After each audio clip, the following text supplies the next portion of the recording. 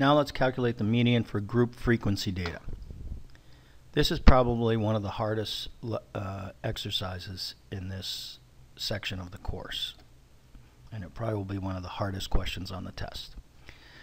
So here's the formula for calculating group frequency, and here are the definition of some of the terms. This is the only time I really put the definition of terms in it, because there are some obscure terms in here. We're going to go through this step at a time. All right, so if we look at this median problem, you'd be given these two things. You'd be given a list of apparent limits and some frequencies. And I would ask you, what's the median? So you go to this formula, transpose it onto your sheet that you're working on, and let's try to solve the first one. L. What's L? And read the line. You'll be giving this whole thing for the test as well. The lower real limit of the interval that contains the median. Okay, but how do we know which interval contains the median? That's the tricky part. Now you can say it's the one in the middle.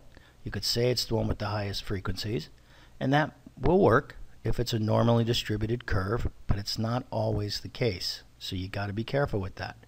The only way to really find the interval that has the median is to use cumulative frequency. So if you use the cumulative frequency, when you see how many frequencies build which each interval, that's how you find the one that has the median. Remember, the median is the number in the middle. So only with cumulative frequency can we figure out which number's in the middle. For instance, if there's our 1,000 numbers here, so our number at right about 500, between 500 and 501 would be the median.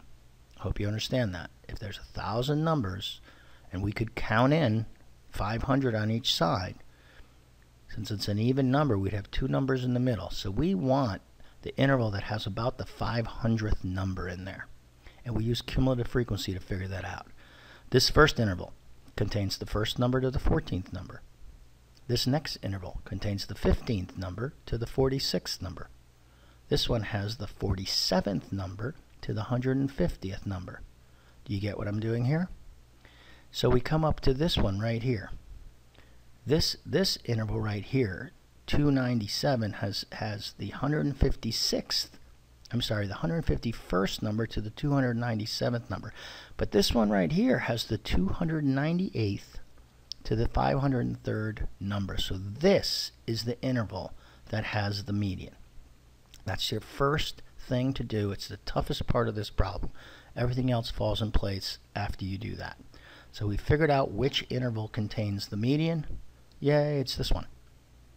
And now we ask the question, start solving some of the questions.